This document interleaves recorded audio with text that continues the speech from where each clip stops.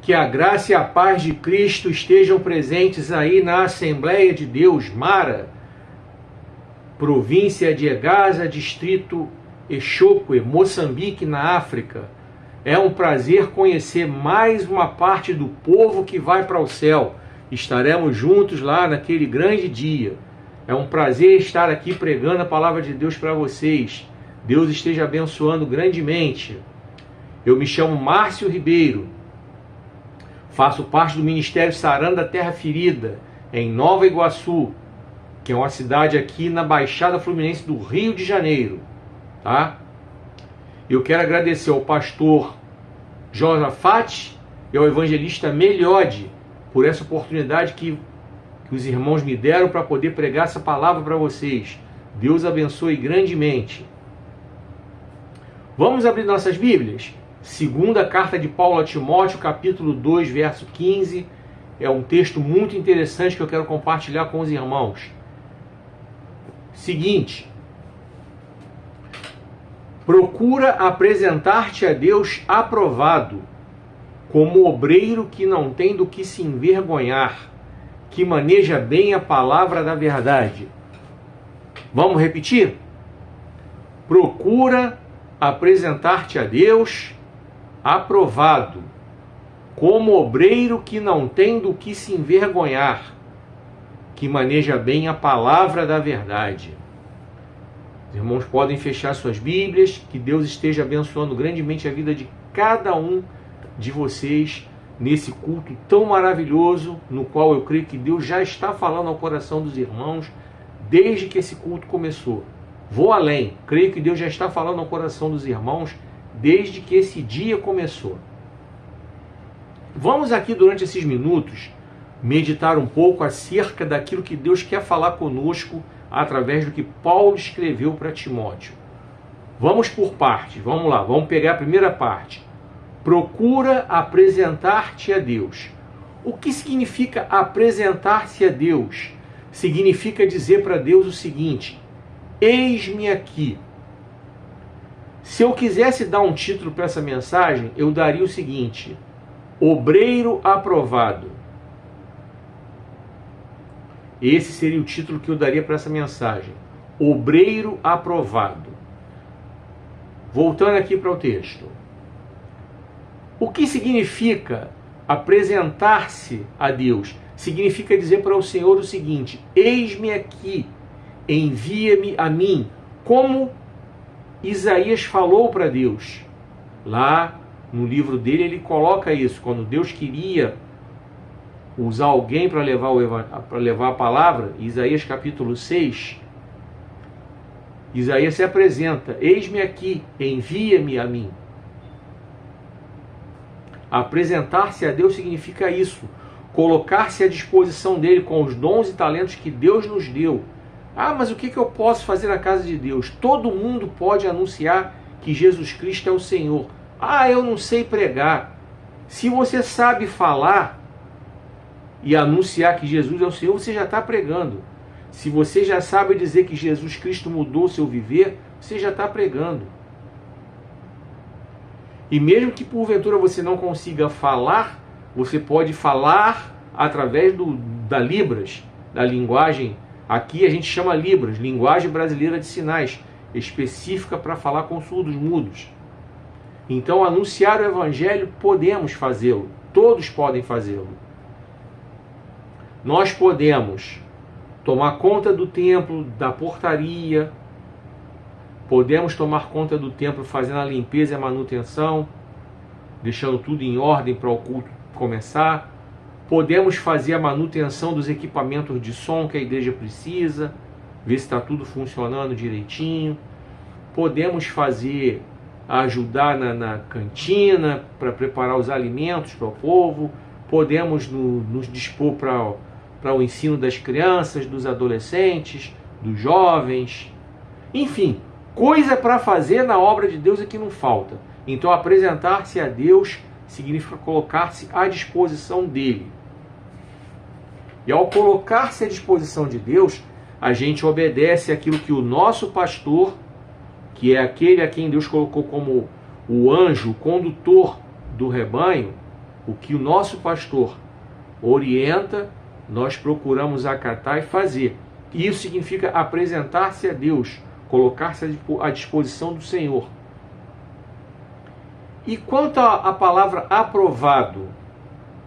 Aprovado, nós podemos dizer que significa o seguinte: aprovado é alguém que foi colocado à prova, é alguém que foi experimentado, é alguém que foi testado. Quando a gente está na escola, faz uma prova e recebe aquela nota boa que nos garante a passagem para a série seguinte, a gente recebe o que do professor? A informação que a gente foi aprovado. Naquele grande dia, o dia que Jesus Cristo vai voltar para arrebatar a sua igreja, o que nós vamos ouvir? Venham, benditos de meu Pai. Ou seja, venham, vocês que foram aprovados. Então, não vale a pena a gente se isolar para a gente não se decepcionar. Ok, se a gente se isolar, a gente não vai se decepcionar. Mas em compensação, a gente não vai experimentar nada, a gente não vai conhecer ninguém e a gente não vai nem ser experimentado, nem provado para saber se a gente realmente está pronto para fazer algo para o reino de Deus. Então, ser aprovado significa ser testado, experimentado. Certo? E isso vem logo para quem se coloca à disposição de Deus. Porque para quem se coloca à disposição de Deus, para quem se apresenta diante de Deus, automaticamente já está sendo testado, experimentado. Entendeu? Vamos analisar a frase como obreiro que não tem do que se envergonhar. Satanás, ele é mestre em ficar apontando os nossos erros do passado. E por mais escabrosos e tenebrosos e sombrios que sejam os nossos erros do passado, nós precisamos lembrar como Paulo falou em 2 Coríntios 5,17. Aquele que está em 3,17. Aquele que está em Cristo é nova criatura. As coisas velhas já passaram. Eis que tudo se fez novo. Então, quando Paulo diz que já se passou, quem está em Cristo é nova criatura, tem a vida transformada. No Antigo Testamento, a gente vê Miqueias falando, Deus falando através de Miqueias, Miqueias 7,19, que Deus lançou nossos pecados nas profundezas do mar. Através de Isaías, Deus fala em Isaías 43,25, que Ele mesmo já esqueceu nossos pecados e as nossas iniquidades. E o autor da carta aos Hebreus, lá no Novo Testamento, nos diz em Hebreus 8,12, que Deus já esqueceu os nossos pecados e não se lembra das nossas iniquidades. Portanto, aquele que não tem do que se envergonhar, Deus está falando do presente, de quando nós recebemos Jesus no nosso coração. E é a partir daí que Deus está olhando, ou seja, a nossa conduta tem que ser reta, não tem do que se envergonhar. Compra as coisas e paga, trata bem os irmãos, trata bem os vizinhos, trata bem os filhos, trata bem a mulher, trata bem o marido, é um bom pai, é uma boa mãe, é um bom filho, é uma boa filha, é um bom vizinho, é um bom amigo, é um bom crente. Então, quem não tem do que é um bom pagador, é um bom empregado, trabalha sem tentar enganar o patrão, entendeu? Inventando mentira para não trabalhar, é um bom patrão, paga os seus salários em dia, os seus proventos em dia, o seu dinheiro ali, sem explorar o empregado. Então, quem não tem do que se envergonhar é esse obreiro aí. E quem é o obreiro? Sou eu e você, todo aquele que se dispõe a fazer a obra de Deus. Então, Paulo vem orientando Timóteo para que ele seja esse tipo de obreiro. Paulo era um pastor já experiente. A carta que ele escreve a Timóteo é a última carta que ele escreve, antes dele morrer. Tanto que nessa própria carta ele diz, combati o bom combate, acabei a carreira e guardei a fé. Então Paulo vinha preparando Timóteo, um pastor novo, para esse pastor novo poder ser verdadeiramente exemplo. Então, lembrem de Daniel, que os inimigos de Daniel procuraram coisas para acusá-lo e não encontraram nada. Daniel se portava com integridade, com honestidade, com retidão. Então, para poderem punir Daniel jogando ele na cova dos leões, o que eles encontraram que Daniel fazia? Ele orava. É o que o texto nos diz. Os irmãos depois podem ler o livro de Daniel, vocês vão ver lá que houve uma ordem do rei para que ninguém pedisse nada a não ser ao próprio rei. E quando os inimigos de Daniel viram ele orando, como ele costumava fazer, foram lá acusar Daniel. Não encontraram nada de ruim para falar, não encontraram nenhuma irregularidade na conduta de Daniel como um todo, então foram acusar Daniel de ser alguém que orava a Deus. Porque não encontraram nada de ruim, nada de pecaminoso para falar de Daniel. É esse tipo de conduta que Paulo está falando para Timóteo. Quem não tem do que se envergonhar. E para fechar, que maneja bem a palavra da verdade. O que é manejar bem a palavra da verdade? É como diz o salmista em Salmo 119, verso 10. Guardei a palavra no meu coração para não pecar contra ti. No mesmo Salmo, no verso 105, ele diz: lâmpada para os meus pés é a tua palavra e luz para o meu caminho. Manejar bem a palavra da verdade significa entender que é pela palavra de Deus que ele fala conosco. Por isso nós estamos aqui, compartilhando a palavra de Deus uns com os outros. Por isso que o pastor Josafate e o evangelista Meliode, quando pregam a palavra de Deus para vocês, eles falam aquilo que Deus já está falando. Eles pregam sobre aquilo que Deus já falou na sua palavra. A palavra de Deus é a palavra rema, a palavra revelada, a palavra completa. Deus já deu tudo ali para nós, o que Ele quer e o que Ele não quer, o que podemos e o que não podemos. Então, manejar bem a palavra da verdade significa conhecê-la bem, não somente decorando, porque decorar, meus irmãos moçambicanos da Assembleia de Deus Mara, até o papagaio decora, aquele bichinho. Se você criar ele e ensinar ele desde pequenininho a decorar, ele vai decorar um monte de texto bíblico. Não sei se é esse nome que vocês dão a esse bichinho aí, que é aquela avezinha verdinha, que repete o que a gente fala. Aqui no Brasil a gente chama de papagaio. Não sei se aí essa ave tem esse mesmo nome. Mas aí depois vocês vão entender. Vocês vão pesquisar, vocês vão entender. Então, o papagaio, ele repete o que a gente fala.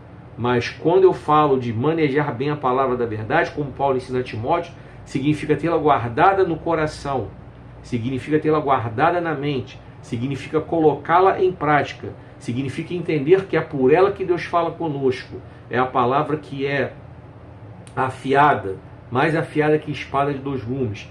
É a palavra que é apta para discernir juntas e medulas. É a palavra que, por onde Deus fala, orienta, mostra, ensina, exorta, conforta, consola, confronta, educa, exorta, orienta, dá direção. É pela palavra de Deus. E essa palavra da verdade é que Paulo nos orienta a sermos esse tipo de obreiro que maneja bem essa palavra. Meus irmãos, só para a gente fechar, Jesus Cristo, quando esteve aqui na terra conosco, não na nossa geração agora, mas quando ele esteve aqui, quando ele veio, nascido de uma virgem, para que se cumprisse a profecia, ele usou a palavra de Deus.